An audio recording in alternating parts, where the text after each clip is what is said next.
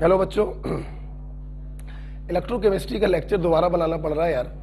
Class वाला lecture में voice ही गायब हो गया, पूरा लेक्चर बेटा खराब हो गया, तो ये लेक्चर दोबारा रिकॉर्ड करना पड़ रहा है मुझको। तो आइए देखते हैं इलेक्ट्रोकेमिस्ट्री। इलेक्ट्रोकेमिस्ट्री में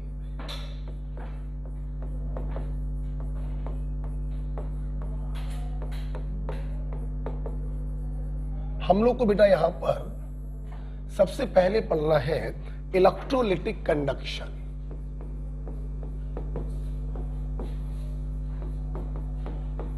electrolytic conduction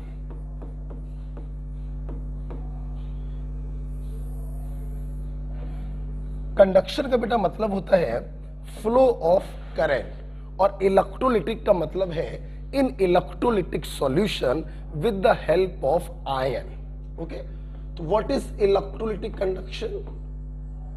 flow of current in electrolytic solution, electrolytic solution with the help of iron। ठीक है, जाहिर सी बात है, आपने कोई इलेक्ट्रोलाइट लिया से NaCl, उसको पानी में डाल दिया, तो यहां पर पानी ने क्या किया, दोनों आयनों को अलग अलग किया, और ये आयन जो है वो रेंडमली माइग्रेट कर रहे हैं। तो आयनों के फ्लो के कारण जो करंट है उसे हम लोग कहना है इलेक्ट्रोलिटिक कंडक्शन। ठीक है, इसमें हम लोग को कुछ टर्म्स हैं जो हम लोग को पढ़ने हैं, जैसे रेजिस्टेंस क्या होता है, कंडक्टेंस क्या होता है, मोलर कंडक्टिविटी क्या होता है, और इक्विवेलेंट कंडक्टिविटी क्या होता है। तो इन कुछ टर्म्स को हम लोगों को समझना है। तो सबसे पहला टर्म हमारे पास बच्चों है रेजिस्टेंस।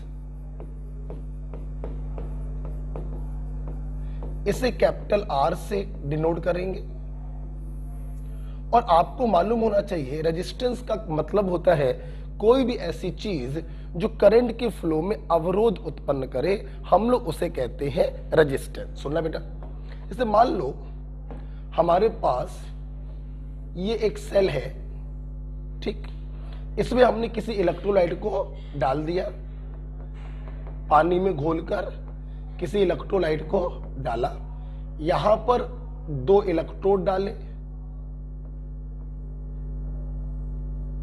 कैथोड और एनोड। ठीक, इन इलेक्ट्रोडों के बीच का डिस्टेंस जो है वो मान लीजिए L है। ठीक, अच्छा सुनना, सबसे पहली बात है रेजिस्टेंस क्या होता है। वेरी सिंपल, जब आयन इसमें मूव करेंगे तो इन आयनों के माइग्रेशन में जो जो चीजें अवरोध पैदा करेंगी, हम हर उस चीज को कहेंगे रेजिस्टेंस। जैसे आयन आयन के बीच में लगने वाला अट्रैक्शन, वो भी उनके फ्लो में अवरोध उत्पन्न करेगा, यस, वो रेजिस्टेंस बनाएगा।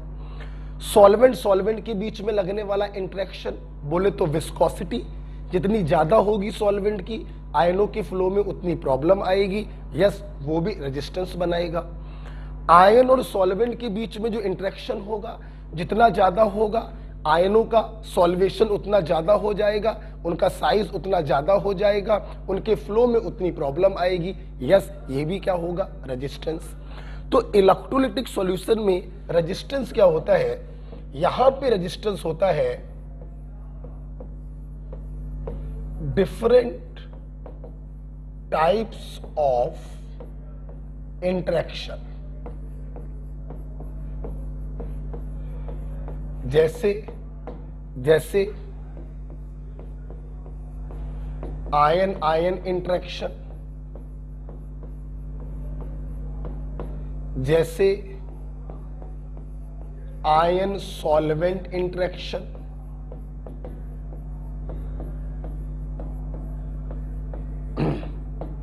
और जैसे solvent solvent interaction. Solvent solvent interaction बोले तो विस्कोसिटी। तो ये सारी चीजें जो होती हैं वो इलेक्ट्रोलिटिक सॉल्यूशन का रेजिस्टेंस बनाती हैं। ओके, अब सवाल बच्चों ये उठ रहा है कि रेजिस्टेंस को हम कैलकुलेट कैसे करते हैं। तो एक नॉर्मल सा फार्मूला है जो आप लोग फिजिक्स में भी पढ़ते हैं, आप इसको वीडियो पॉज करके लिख लीजिएगा, राइट। जैसे आपने पढ़ा होगा फिजिक्स में फार्मूला R बराबर रो L अपॉन A, ठीक है। इसमें R को हम लोग रेजिस्टेंस कहते हैं, मालूम ही है। रो क्या होता है? रो इज कॉल्ड रेसिस्टिविटी या स्पेसिफिक रेजिस्टेंस भी कहते हैं,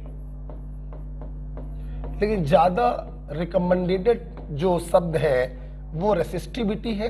तो आज के बाद मैं जब भी बोलूंगा रेसिस्टिविटी ही बोलूंगा। एल का बच्चों मतलब समझ गए हो? Distance between electrode, distance between electrode. और ए का बच्चों मतलब होता है एरिया ऑफ इलेक्ट्रोड,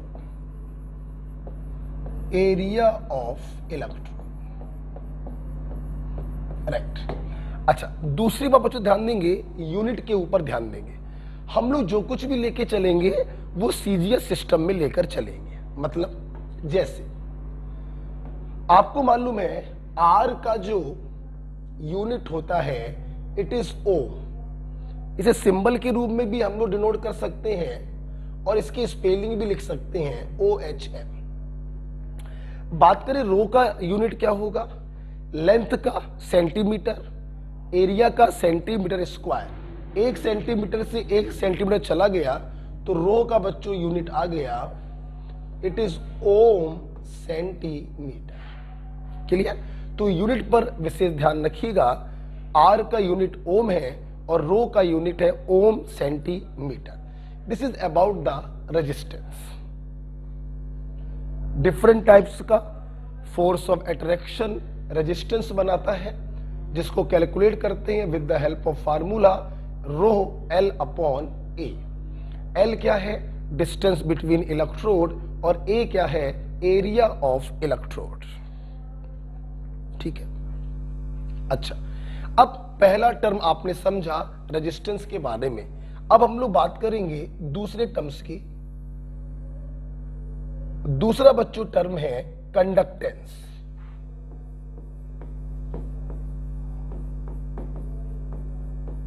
कंडक्टेंस को C से डिनोट करेंगे या एनसीईआरटी ने इसको G से डिनोट किया है, मैं लेकिन C से डिनोट करके चलूंगा। कंडक्टेंस का मतलब ही होता है फ्लो ऑफ करंट, और फ्लो ऑफ करंट जो होगा जाहिर सी बात है रेजिस्टेंस के इनवर्सली होगा,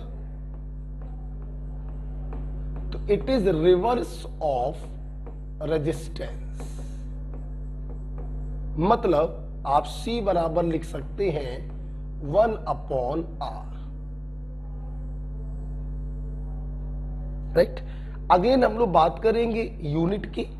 R का यूनिट अगर ओम है तो कंडक्टेंस का यूनिट होगा ओम इनवर्स, या स्पेलिंग की बात करें तो ओम की स्पेलिंग है OHM, उसको उल्टा कर दो मोह, MHO, या इसी को बच्चों हम लोग साइमन भी बोलते हैं और कैपिटल S से डिनोट करते हैं, ठीक। सुनना, जिस प्रकार से रेजिस्टेंस का रिवर्स कंडक्टेंस होता है उसी प्रकार से रेजिस्टिविटी का इनवर्स कंडक्टिविटी होता है। इसे आप लोग रो पढ़ते हो रेसिस्टिविटी, इसे हम लोग पढ़ते हैं कप्पा। कप्पा का मतलब होता है कंडक्टिविटी। बात करेंगे बच्चों यहां पर यूनिट की। सुनिए, रो का यूनिट अभी अभी आपने देखा था इट इज ओम सेंटीमीटर, तो कप्पा का यूनिट होगा ओम इनवर्स सेंटीमीटर इनवर्स, या ओम इनवर्स की जगह साइमन लिख सकते हैं साइमन सेंटीमीटर इनवर्स। ध्यान रखिएगा, कप्पा को हम लोग कहेंगे कंडक्टिविटी या स्पेसिफिक कंडक्टेंस। ज्यादा पॉपुलर क्या होगा? कंडक्टिविटी, ठीक है। तो यहां से आपने पढ़ा about the conductance and conductivity. Reverse of resistance is conductance and reverse of resistivity is conductivity. ठीक है, बिल्कुल आराम से पढ़ो। अब यहां पे जरा हम लोग देखेंगे यूजिंग R बराबर रो L अपॉन ए। ठीक, हम लोग R की जगह पे क्या लिख सकते हैं, 1 अपॉन सी, रो की जगह पर 1 अपॉन कप्पा L अपॉन ए। कप्पा को इधर ले जाइए, सी को इधर ले जाइए, तो यहां से कप्पा बराबर आ गया सी L अपॉन ए। एक ये रिलेशन भी ध्यान रखिएगा बिटवीन कंडक्टेंस एंड कंडक्टिविटी। अभी तक L को मैं डिस्टेंस बिटवीन इलेक्ट्रोड बोल रहा था और A को मैं एरिया ऑफ इलेक्ट्रोड बोल रहा था। अब एक नया शब्द आपके सामने आ रहा है, दैट इज L अपॉन ए। इसे बच्चों हम लोग कहते हैं सेल कांस्टेंट। क्या कहते हैं बेटा, सेल कांस्टेंट, और एनसीईआरटी में इसको G स्टार से डिनोट किया गया है। ये कांस्टेंट है। अगर इलेक्ट्रोलिटिक सेल फिक्स कर दिया जाए तो इलेक्ट्रोलाइट आप कोई भी भरिए, NaCl भरिए या KCl भरिए या CuSO4 भरिए, L अपॉन ए की वैल्यू क्या रहेगी, फिक्स रहेगी। ओके बच्चों, तो ध्यान रखेंगे आपके सामने 4 चीजें आ चुकी हैं। R बराबर रो L अपॉन ए एक फार्मूला, कप्पा बराबर C L अपॉन ए दूसरा formula, reverse of resistance is conductance and reverse of resistivity is conductivity. ये 4 चीजें आपके सामने आ चुकी हैं। क्लियर? इन 4 टर्म्स को पढ़ने के बाद हम लोग जा रहे हैं अपने 5वें टर्म्स की तरफ, बोले तो मोलर कंडक्टिविटी। ठीक है, हाँ बच्चों यहां पे यूनिट ध्यान रखिएगा, यूनिट याद नहीं करनी है आपको ना। यूनिट तक पहुंचने में हम लोग को गिनती से 4-5 सेकंड लगेंगे। जैसे मान लो R का यूनिट मालूम है ओम होता है, अब रो का यूनिट अगर निकालना है तो R बराबर रो L अपॉन ए लिख दिया, तो यहां से रो का यूनिट आ गया ओम centimetre.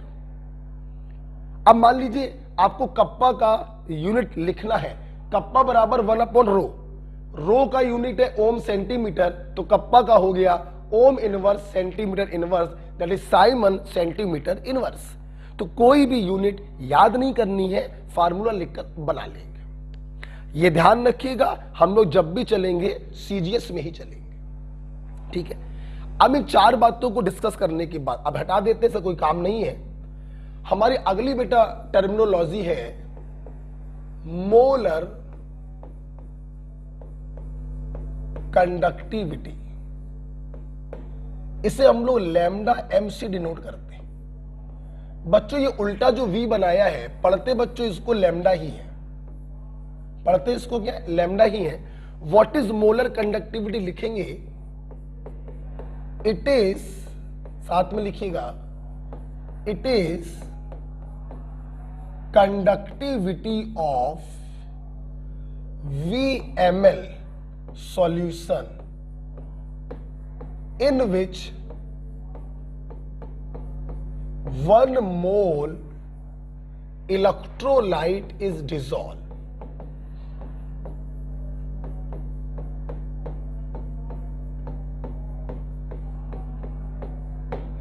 What is molar conductivity?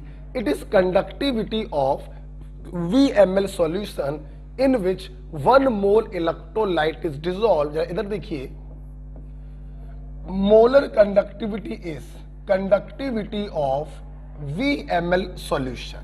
ध्यान सुनना जरा। अब एक बात जरा ध्यान पे रखिए, ये V जो है ये सिंपल वॉल्यूम नहीं है कि आप इसकी यूनिट ml या सेंटीमीटर क्यूब रख दें, नहीं।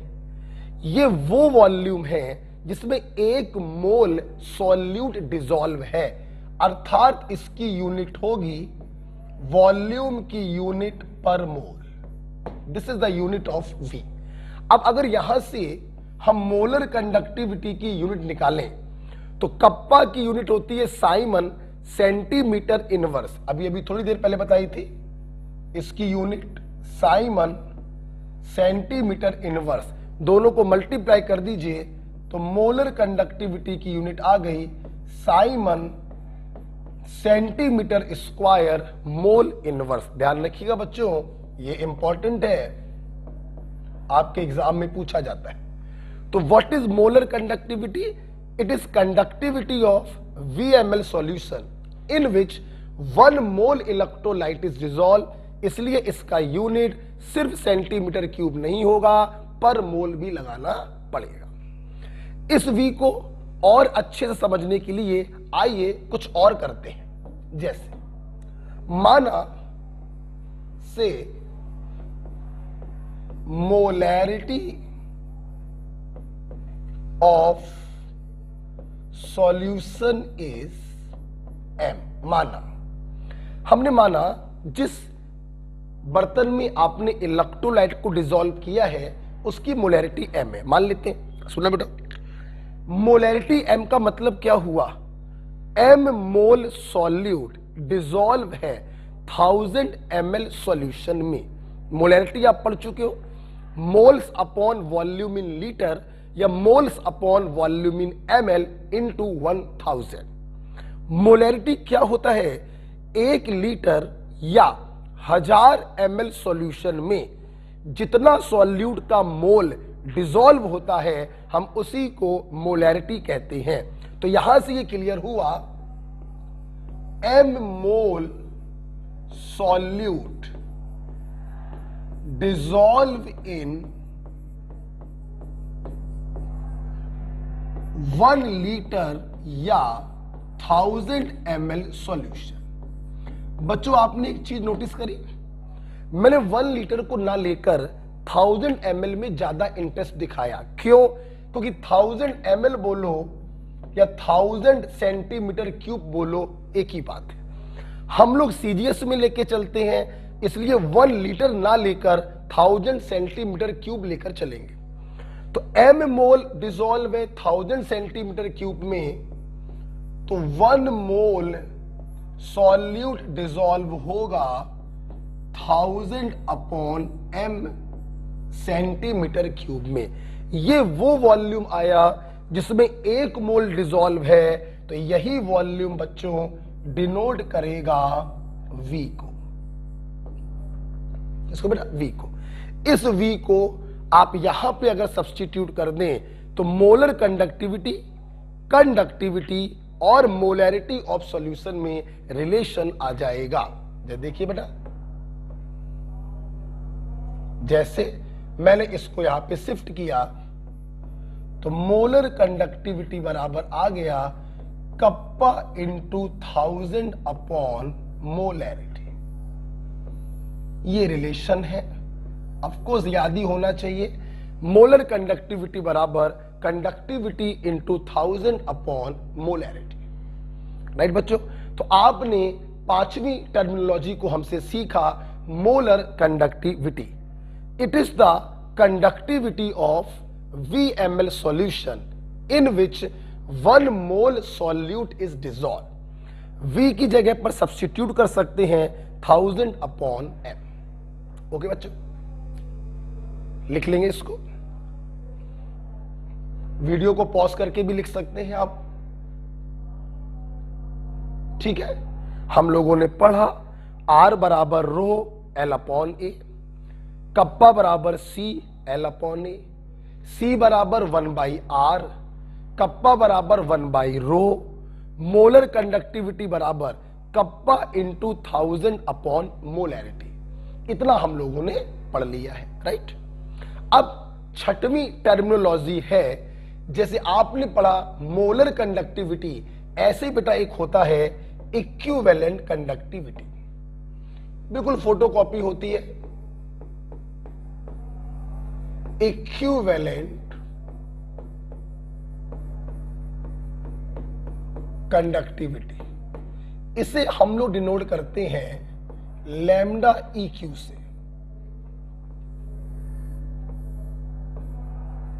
ठीक है, सुनना। जैसे मोलर कंडक्टिविटी थी उस वॉल्यूम की जिसमें 1 मोल घुला था। इक्विवेलेंट कंडक्टिविटी, कंडक्टिविटी होती है उस वॉल्यूम की जिसमें 1 ग्राम इक्विवेलेंट सॉल्यूट डिसॉल्व होता है। It is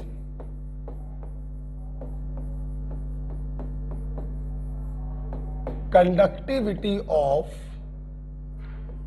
VML solution in which 1 gram equivalent, चाहे 1 ग्राम इक्विवेलेंट बोलो चाहे सिर्फ 1 इक्विवेलेंट बोलो, एक ही बात होती है, सॉल्यूट इज डिसॉल्व।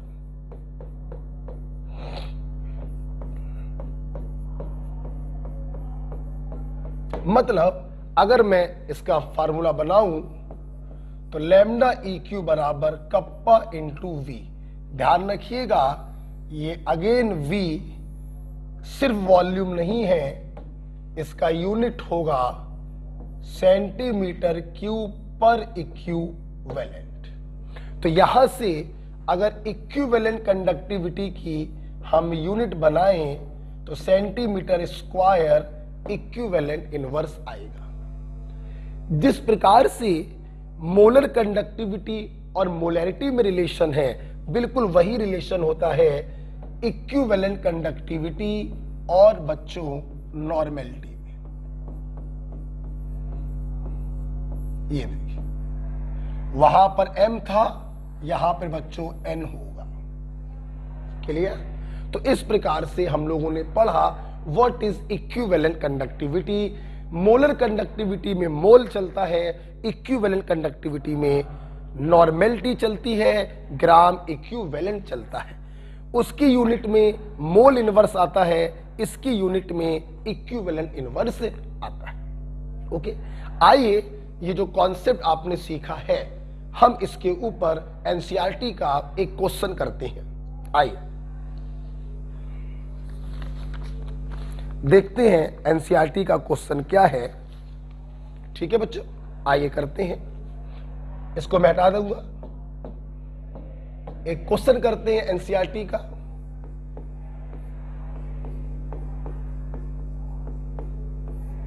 क्वेश्चन क्या है साथ में लिखिएगा, थोड़ा बड़ा सवाल है।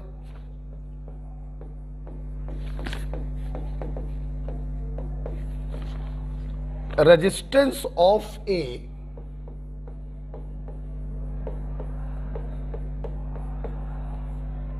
resistance of a conductivity cell filled with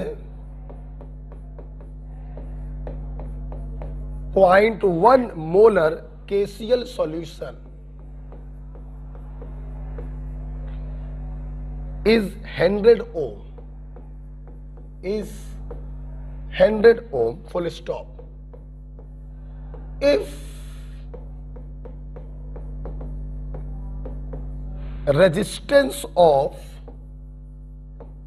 same cell, बच्चों सेम सेल बोलने का मतलब L अपॉन ए क्या हो गया, constant.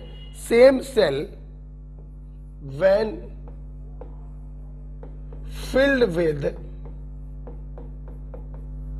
0.02 molar KCl solution is 520 ohm, then calculate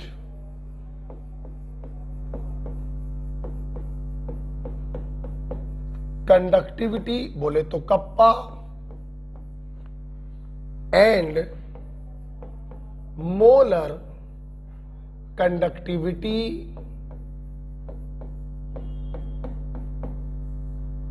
that is lambda m of 0.02 molar KCl solution, full stop. Given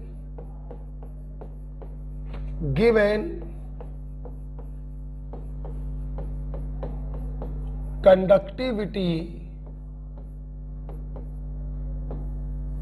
of 0.1 molar KCl solution is 1.29 Simon पर metre.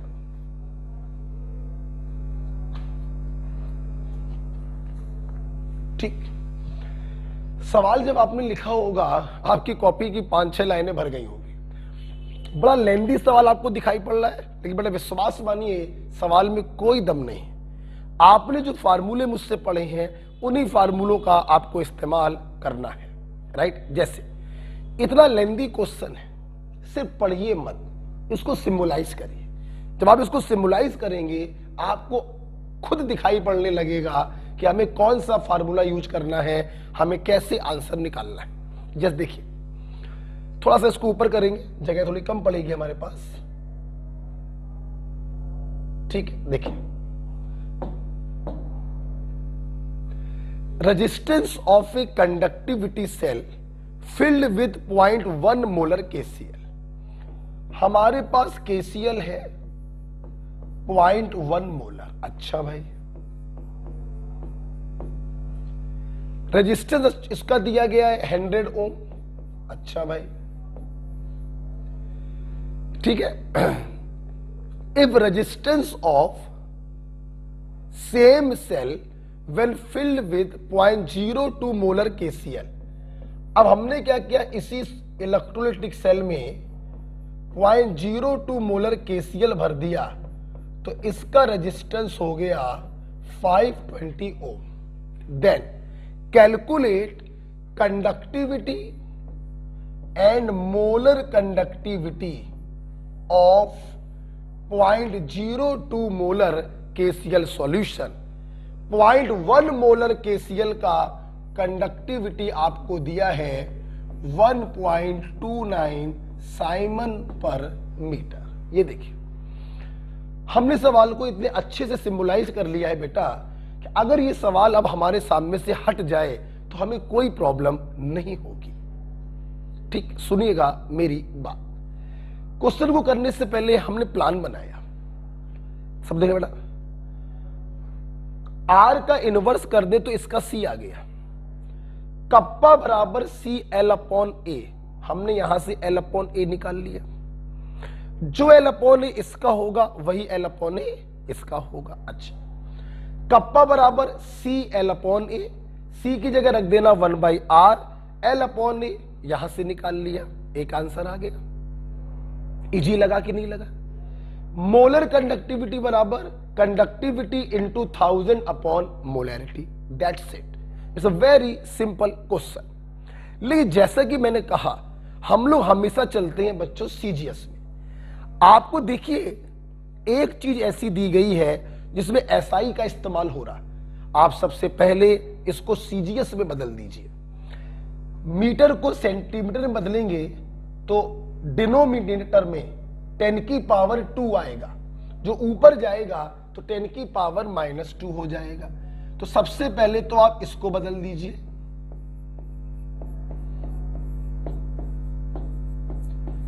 हम लोग ये इस्तेमाल नहीं करेंगे, हम लोग ये इस्तेमाल करेंगे। ठीक, अब मैं इस क्वेश्चन को सॉल्व करने जा रहा हूं, इसको मैं ऊपर शिफ्ट कर रहा हूं। और देखिए, क्वेश्चन को देखने की कोई जरूरत नहीं है, हम लोगों ने इतना अच्छा लिख लिया है कि अब कोई प्रॉब्लम नहीं आएगी। देखना बेटा, सबसे पहले यहां पे लगाएंगे कप्पा बराबर CL/A। कप्पा की जगह रख दीजिए 1.29 10 की पावर -2। C की जगह 1/R रख दीजिए। यहां से आपका L/A आ गया 1.29 सेंटीमीटर इनवर्स। बच्चों, क्या ये आपका आंसर है? नहीं, इसको तो हमने निकाला है अपने आंसर निकालने के लिए। अब आइए, हमें कप्पा निकालना था। कप्पा बराबर CL/A। C की जगह 1/R रख दिया और L/A की जगह 1.29 रख दिया। बच्चों, इसको सॉल्व करिए। चूंकि मेरे पास ये NCERT का क्वेश्चन है, मेरे पास इसका आंसर है तो हम समय बर्बाद नहीं करेंगे, सीधे आंसर लिख दे रहे हैं 2.48 इंटू 10 की पावर -3 साइमन सेंटीमीटर इनवर्स। ये देखिए बच्चों, कितने आराम से हम लोगों ने अपना एक आंसर निकाल लिया। अब बच्चों हम लोग को निकालना है दूसरा आंसर, मैं यहां कर रहा हूं। मोलर कंडक्टिविटी बराबर कंडक्टिविटी इंटू 1000 अपॉन मोलैरिटी।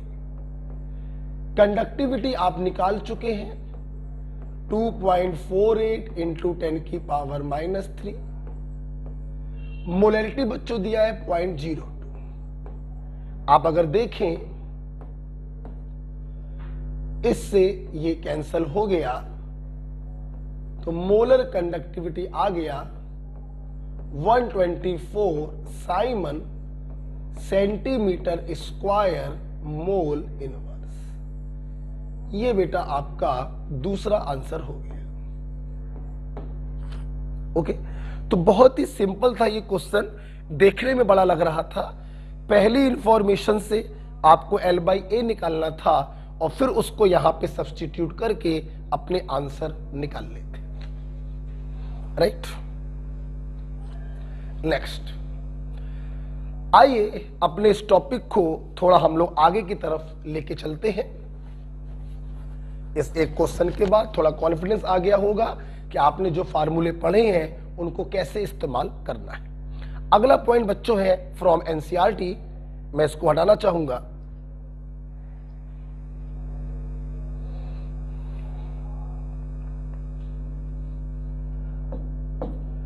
अगला बच्चों पॉइंट है effect of dilution.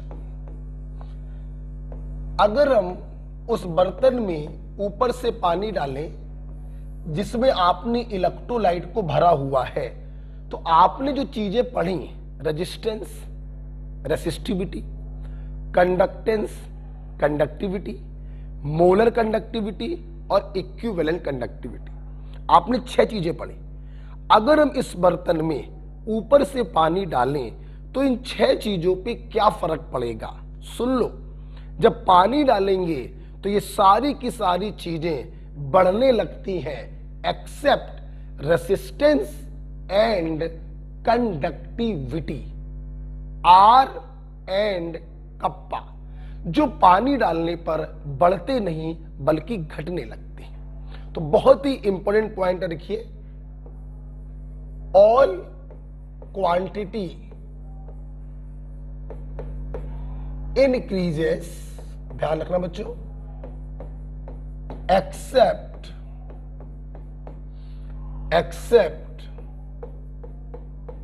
resistance and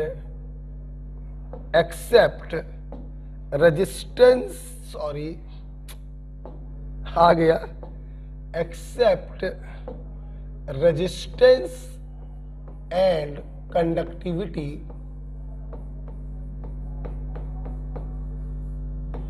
that is kappa.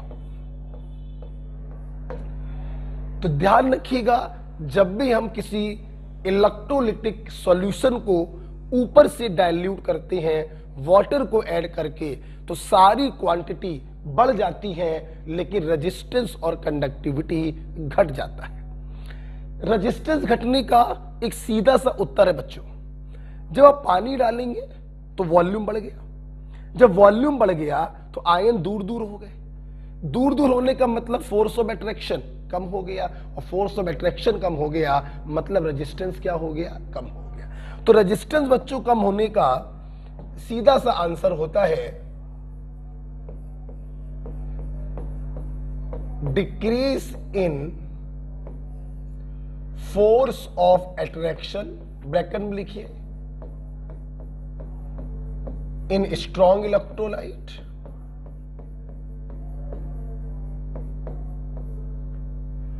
और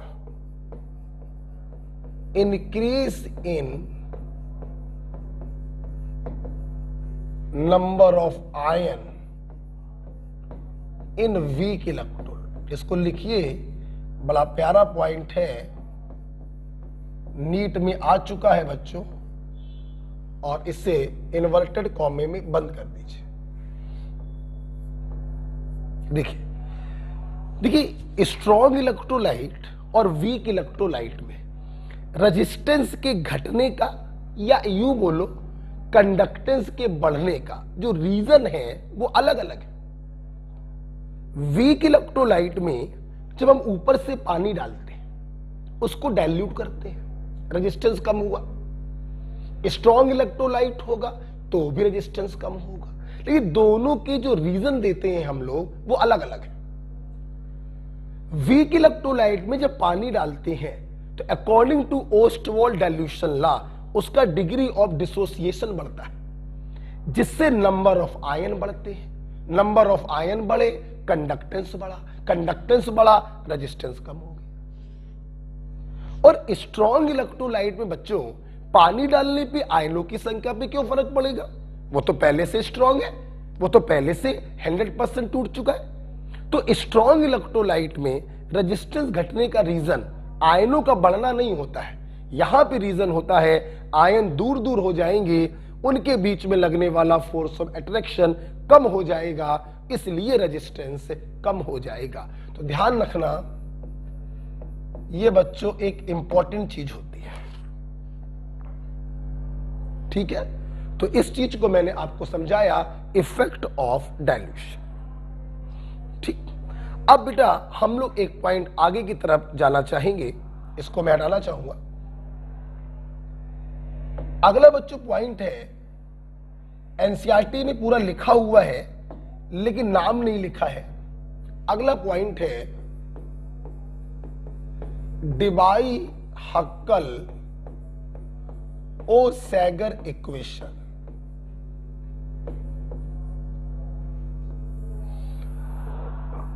डिबाई हक्कल ओ सैगर इक्वेशन जो होती है, it is valid for strong electrolyte at low concentration। Strong electrolyte के लिए वैलिड है एट लो कंसंट्रेशन, और ये होता है लैम्डा एम बराबर lambda M not minus B under root C.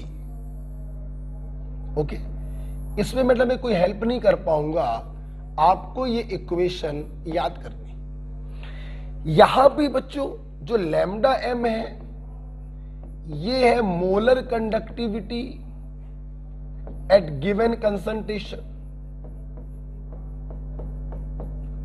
Molar conductivity at given concentration C, और lambda M not है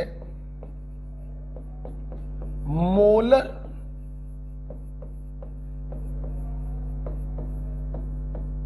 कंडक्टिविटी एट इनफाइनाइट डाइल्यूशन। बच्चों एक बात बताओ, अभी 2 मिनट पहले आपने देखा था हम लोग जब पानी डालते हैं तो मोलर कंडक्टिविटी की वैल्यू बढ़ती जाती है।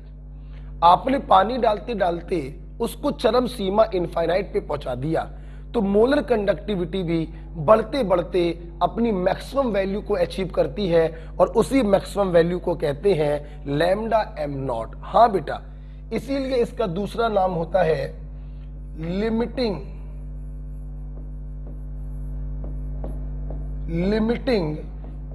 Molar conductivity. ये मैक्सिमम वैल्यू को डिनोट करता है।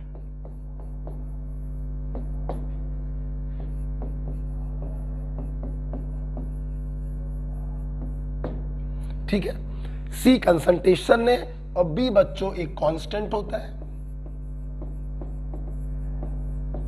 और सी क्या है? कंसंट्रेशन।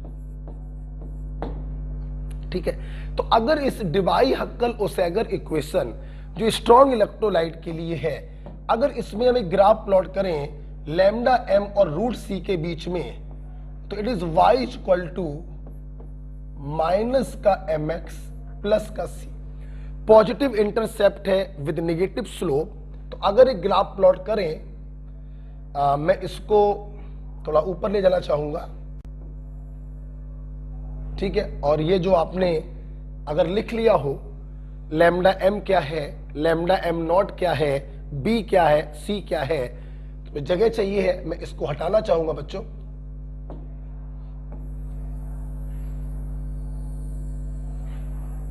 ठीक, अब देखिए मैं ग्राफ प्लॉट करने जा रहा हूं between molar conductivity and under root C. आप देख रहे हैं पॉजिटिव इंटरसेप्ट है, नेगेटिव स्लोप है, ग्राफ बच्चों कुछ ऐसा आएगा। ये जो ग्राफ होता है बच्चों, ये लो कंसंट्रेशन तक ही फॉलो होता है। अगर एक निश्चित कंसंट्रेशन के हम आगे जाएं, उसको बढ़ा दें, देखना तो ग्राफ को जाना तो ऐसे चाहिए था, ठीक, लेकिन एक निश्चित कंसंट्रेशन के बाद डेविएशन आने लगता है, इसीलिए हम लोग कहते हैं कि ये लो कंसंट्रेशन पर वैलिड होता है। अगर इस ग्राफ को आप पीछे की तरफ एक्स्ट्रा प्लॉट करेंगे तो ये वाई एक्सिस को टच करता है और हमें इंटरसेप्ट मिलता है, जिसे हम कहते हैं लिमिटिंग मोलर कंडक्टिविटी। ये आपने स्ट्रॉन्ग इलेक्ट्रोलाइट के लिए प्लॉट किया है। मतलब स्ट्रॉन्ग इलेक्ट्रोलाइट के लिए हम लिमिटिंग मोलर कंडक्टिविटी को ग्राफ की हेल्प से कैलकुलेट कर सकते हैं। ये इक्वेशन वीक इलेक्ट्रोलाइट फॉलो नहीं करता। अगर वीक इलेक्ट्रोलाइट के लिए हम ग्राफ प्लॉट करें तो ग्राफ कुछ ऐसा आता है। जैसे मान लो ये एसिटिक एसिड के लिए, अगर इसको पीछे की तरफ आप एक्स्ट्रा प्लॉट करते हैं तो ये वाई एक्सिस के पैरेलल हो जाता है। कहने का मतलब वीक इलेक्ट्रोलाइट के लिए लैम्डा एम नॉट की वैल्यू को कैलकुलेट नहीं किया जा सकता।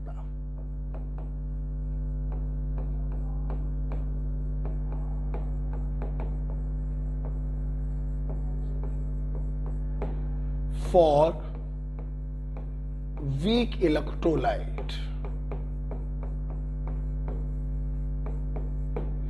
वीक इलेक्ट्रोलाइट के लिए लैम्डा एम नॉट को कैलकुलेट नहीं किया जा सकता है, क्योंकि ग्राफ जो होता है बच्चों वो वाई एक्सिस के पैरेलल हो जाता है। जब ये वाई एक्सिस को टच ही नहीं करेगा तो लैम्डा एम नॉट की वैल्यू हम वीक इलेक्ट्रोलाइट के लिए नहीं निकाल सकते।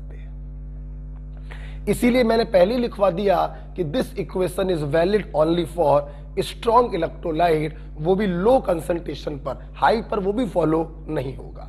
अच्छा, तो अब हमारे सामने एक सवाल ये आया कि अगर वीक इलेक्ट्रोलाइट का लैम्डा एम नॉट हम डिवाई हक्कल से नहीं निकाल सकते, हम ग्राफ से नहीं निकाल सकते, तो कैसे निकालेंगे बच्चों? इसको निकालेंगे with the help of Kohlrausch law. कौन सा लॉ? कोरोच लॉ। आप उसको कॉलराउच लॉ भी बोल सकते हैं। तो यस, हमारा अगला पॉइंट है कोरोच लॉ या कोलराउच लॉ। मैं इसको हटाना चाहूंगा। ध्यान रखिएगा, एनसीईआरटी में सब दिया हुआ है, आपको पढ़ना पड़ेगा। ठीक है, आइए इसको हटा देते हैं और हम लोग चलते हैं एक नए टर्म्स की तरफ, जिसका नाम है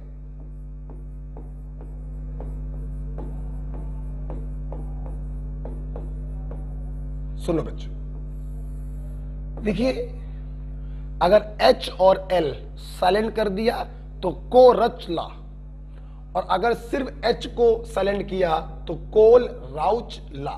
जिसको जैसे पढ़ना हो वैसे पढ़े, ये अंग्रेजी है, अलग अलग लोग अलग अलग तरीके से पढ़ते हैं। कोरच लॉ भी पढ़ते हैं और कोल राउच लॉ भी इसको पढ़ते हैं।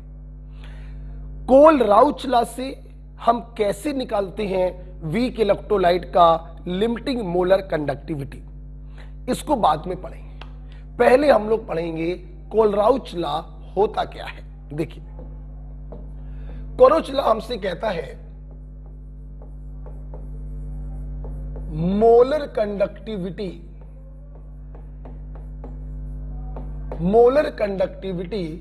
Of A electrolyte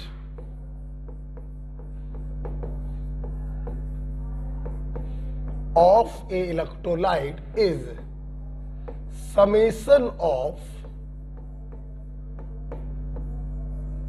is summation of ionic conductivity of its ion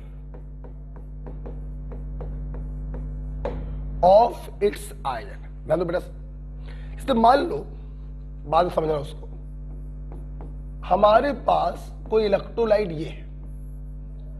अब इस इलेक्ट्रोलाइट के अंदर कैटायन क्या है, A+ है, एनायन क्या है, B- है।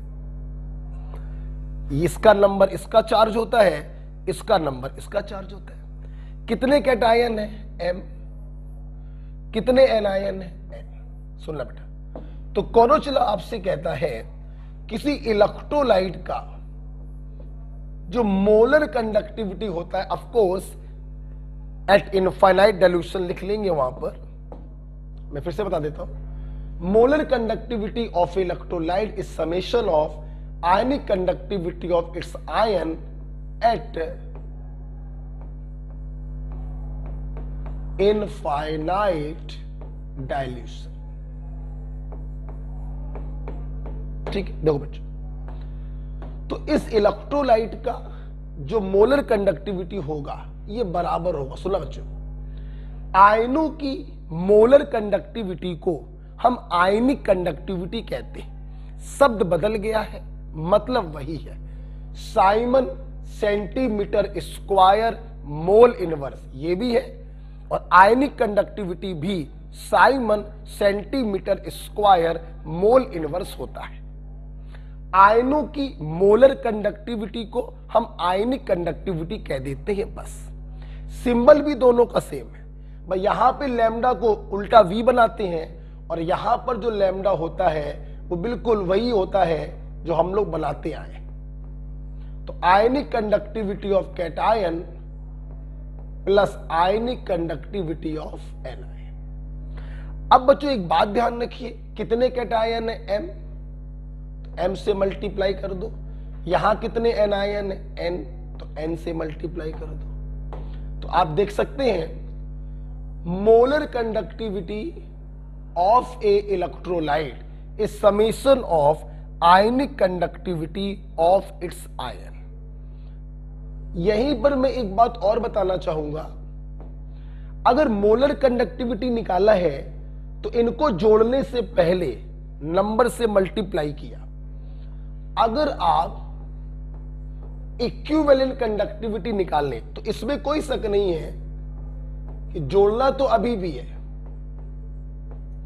लेकिन अभी हम लोग क्या करेंगे, जोड़ने से पहले इनके चार्जों से डिवाइड करेंगे। कैटायन में कैटायन के चार्ज से, एनायन में एनायन के चार्ज से। तो ध्यान रखिएगा बच्चों, ध्यान रखिएगा, हम लोग आयनिक कंडक्टिविटी को तो जोड़ते हैं, जब मोलर कंडक्टिविटी निकालते हैं तो नंबर से मल्टीप्लाई करने के बाद जोड़ते हैं, और जब इक्विवेलेंट कंडक्टिविटी निकालते हैं तो चार्ज से डिवाइड करने के बाद जोड़ते हैं।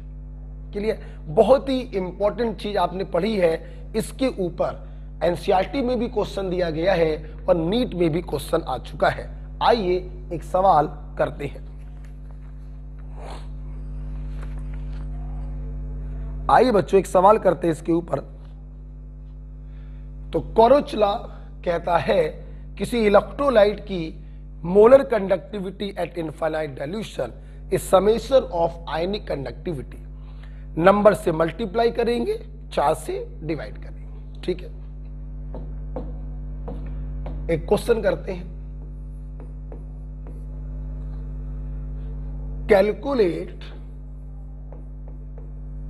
lambda m naught and lambda eq naught for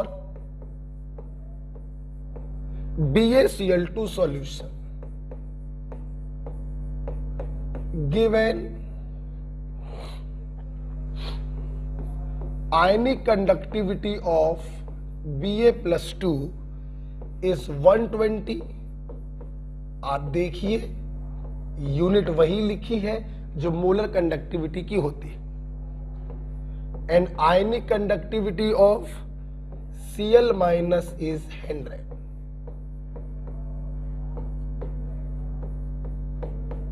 ठीक, वेरी सिंपल। देखो बेटा, अगर आपको BaCl2 का मोलर कंडक्टिविटी निकालना है तो आयनिक कंडक्टिविटी को जोड़ेंगे नंबर से मल्टीप्लाई करके। बेरियम का नंबर 1 है और Cl का नंबर है 2। वैल्यू रख दीजिए 1 इंटू 120 प्लस 2 इंटू 100, आंसर आएगा 320। एक आंसर आपका आ गया। ठीक, और अगर बच्चों आपको निकालना होता इक्विवेलेंट कंडक्टिविटी, अगर आपको निकालना होता इक्विवेलेंट कंडक्टिविटी तो जोड़ने से पहले चार्ज से क्या करते, डिवाइड। बेरियम का चार्ज होता है +2, क्लोराइड का होता है -1, तो 1/2 into ionic conductivity of barium ion plus 1/1 into ionic conductivity of chloride ion. Barium ion दिया गया था आपको 120 और क्लोराइड आयन का दिया गया था 100। ऐड कर दो बच्चों, कितना आएगा, 160 आएगा। और इसकी यूनिट आप पढ़ ही चुके हो, Simon centimetre square equivalent inverse. ये देखिए दोनों चीजें हो गई। ओके, तो इस प्रकार से बच्चों हम लोग ने कोरोचला पढ़ा कि कोरोचला क्या होता है, आयनिक कंडक्टिविटी क्या होता है, और उससे हम लोग मोलर कंडक्टिविटी या इक्विवेलेंट कंडक्टिविटी कैसे निकालते। ठीक है, अच्छा भाई। अब हमारा क्वेश्चन था वीक इलेक्ट्रोलाइट का लिमिटिंग मोलर कंडक्टिविटी कैसे निकाला जाता है। आइए उसको भी देखते हैं। पॉज करके लिख लीजिएगा। ऑनलाइन का बस यही फायदा है, कम ओवर का वीडियो बनता है, लेकिन आप लोग जब इसको पढ़ते होंगे तो आपका ओवर ज्यादा हो जाता होगा। ओके, क्योंकि आपको मैं लिखने के लिए ज्यादा समय नहीं देता हूं। आप पॉज करके जब लिखेंगे तो ऑटोमेटिक आपका 1 घंटे का वीडियो 2 घंटे का ही होगा। यही बच्चों क्लास में होता है। ठीक है, आइए चलते हैं आगे, एप्लीकेशन की तरफ चलते हैं। कोरोचला का एप्लीकेशन क्या है? 2 एप्लीकेशन मुझे बताने हैं। पहला एप्लीकेशन है to calculate limiting molar conductivity of weak electrolyte.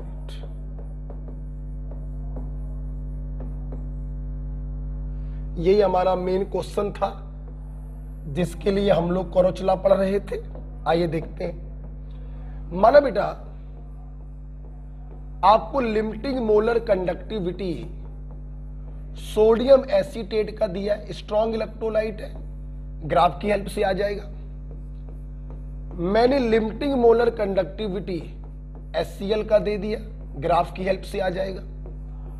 मैंने लिमिटिंग मोलर कंडक्टिविटी NaCl का दे दिया, ये भी स्ट्रॉन्ग है, ग्राफ की हेल्प से आ जाएगा। और मैंने पूछा limiting molar conductivity of acetic acid. Of course ये ग्राफ की हेल्प से नहीं आ पाएगा, इसी के लिए हमें कोरोचला को पढ़ना है। अब देखिए कैसे करें, सुनना बेटा। एक बात बताओ, इन दोनों आयनों की आयनिक कंडक्टिविटी को जोड़ दें तो इस इलेक्ट्रोलाइट की मोलर कंडक्टिविटी आ जाएगा। बोले तो A, मतलब मैं A को लिख सकता हूं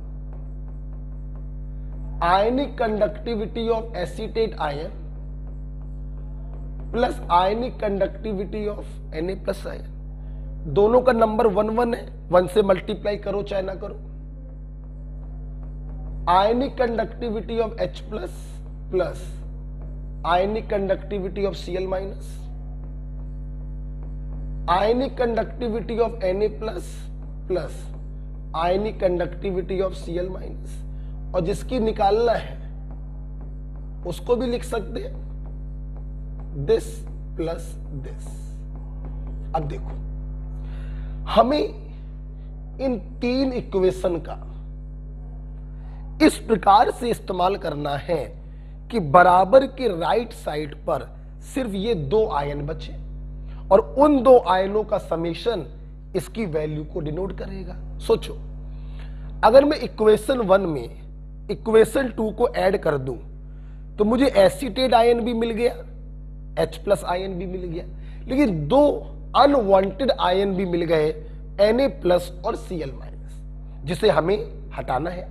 तो इन दोनों को जोड़ने के बाद अगर तीसरी वाली को हम माइनस कर दें तो इससे ये कट जाएगा, इससे ये कट जाएगा और आपका आंसर आ जाएगा। यही बच्चों होता है कोरोच लॉ की हेल्प से लैम्डा एम नॉट निकालना फॉर वीक इलेक्ट्रोलाइट। तो कितना आसान देखो हो गया,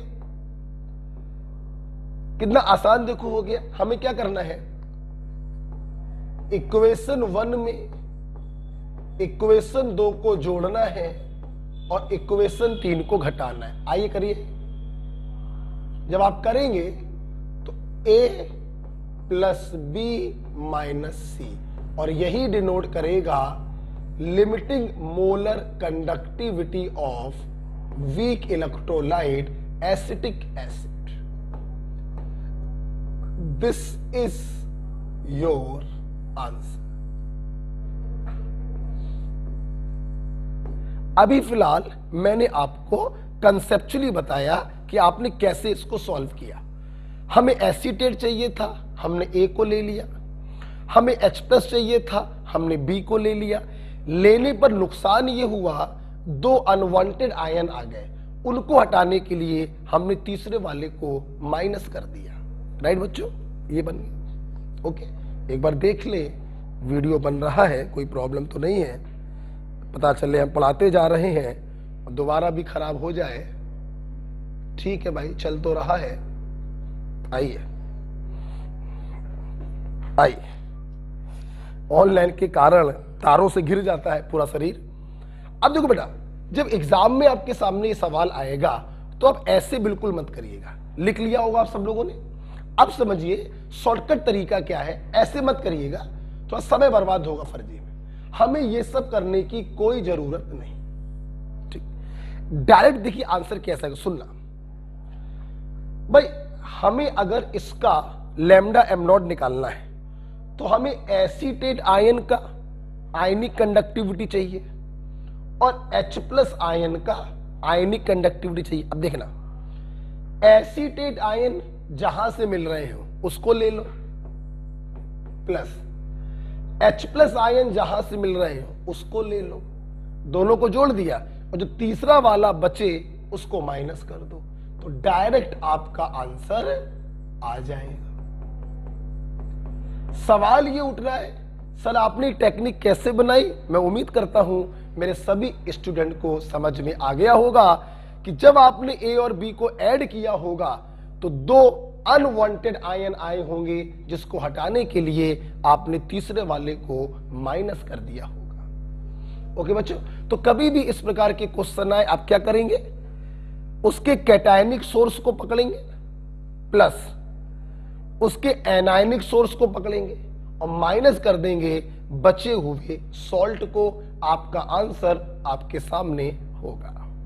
राइट, ये बच्चों कोरोच लॉ का पहला एप्लीकेशन था, वीक इलेक्ट्रोलाइट का लिमिटिंग मोलर कंडक्टिविटी निकालना। राइट, अब अगर हम बात करें, एक सवाल और करके दिखाएं आपको। मान लो ये लिख लिया आप लोगों ने, हम एक सवाल इस पे और बना के देते हैं। लिखना मत कॉपी पे, ऐसे ही बताओ। मैंने बोला NaCl का A है,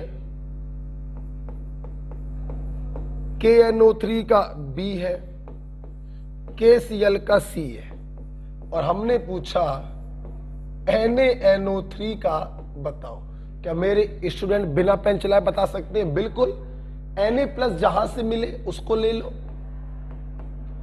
NO3- जहां से मिले उसको ले लो, और जो बचे उसको माइनस कर दो। This is your answer. Okay बच्चों, आइए तो पहला एप्लीकेशन आप लोगों ने खत्म कर लिया। हम लोग जा रहे हैं दूसरे और लास्ट एप्लीकेशन की तरफ। दूसरा एप्लीकेशन है बच्चों कोरचला का, to calculate degree of dissociation.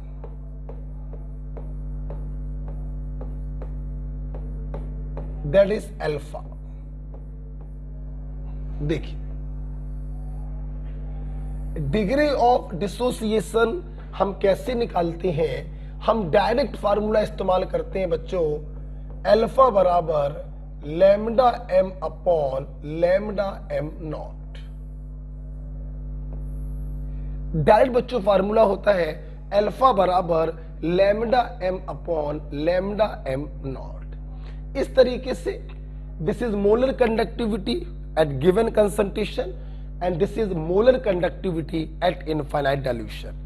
इसको निकालने का तरीका आपको मालूम है, आयनों की आयनिक कंडक्टिविटी को ऐड कर देते हैं तो ये आ जाता है। इसकी वैल्यू यूजली दी जाती है, तो अल्फा की वैल्यू आप कैलकुलेट कर सकते हैं, राइट। इसके ऊपर एक एनसीईआरटी का क्वेश्चन है। क्वेश्चन क्या है? एनसीईआरटी में फार्मूला बना के लिखा हुआ है, मैं क्वेश्चन के रूप में करा दे रहा हूं। क्वेश्चन है, find a relation between ionization constant of acid, concentration lambda m and lambda m naught for formic acid।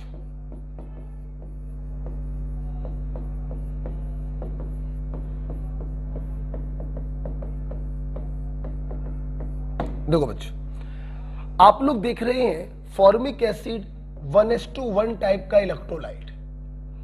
अगर ये 1:1 टाइप का इलेक्ट्रोलाइट है तो आयनिक इक्विलिब्रियम में आपने पढ़ा था इसका डिसोसिएशन कांस्टेंट होगा C∝² upon 1 - alpha. Of course हम लोग अल्फा को इग्नोर कर देते हैं। अगर कोई न्यूमेरिकल क्वेश्चन आए तो आप अल्फा को इग्नोर कर दीजिएगा। हमने रिलेशन पूछा है तो अल्फा को इग्नोर मत करिए। अल्फा की जगह लिखा molar conductivity upon limiting molar conductivity. Alpha की जगह molar conductivity upon limiting molar conductivity, right. Solve करेंगे, ऊपर बच्चों ये आ गया, नीचे इसको उधर ले जाइए,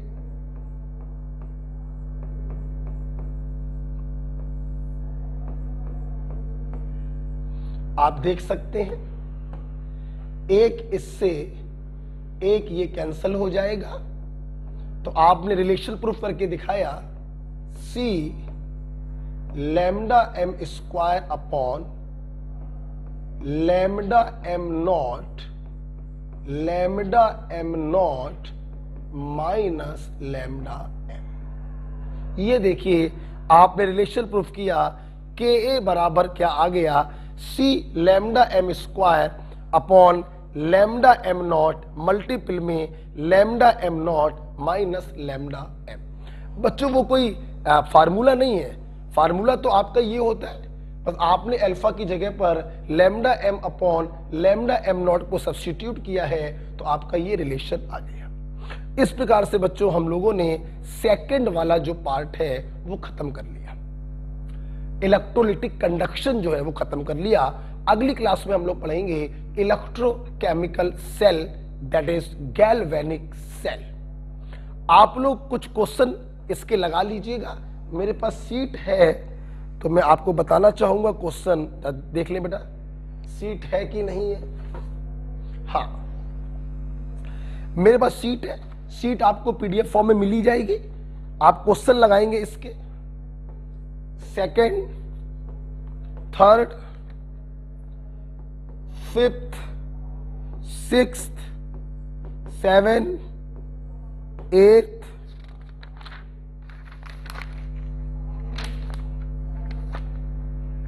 37, 41,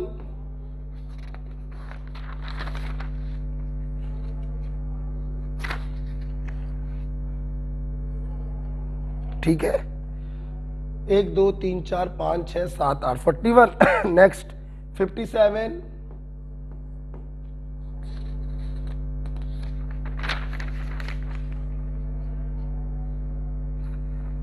64, 66, राइट। ये क्वेश्चन बच्चों आपको लगा के आने हैं। जो डाउट लगे मुझसे पूछ लीजिएगा, मैं वीडियो सॉल्यूशन बना दूंगा। 81, अभी तो फिलहाल इतने ही क्वेश्चन हैं। 88, ठीक है। तो इतने क्वेश्चन बच्चों आपको लगा के आने हैं। आपका ये खत्म हो चुका है सेकंड वाला पार्ट। हम लोग कल बच्चों पढ़ेंगे गैल्वेनिक सेल। ओके बेटा, थैंक यू। पढ़ते रहिए, एंजॉय करिए, बने रहिए मेरे साथ।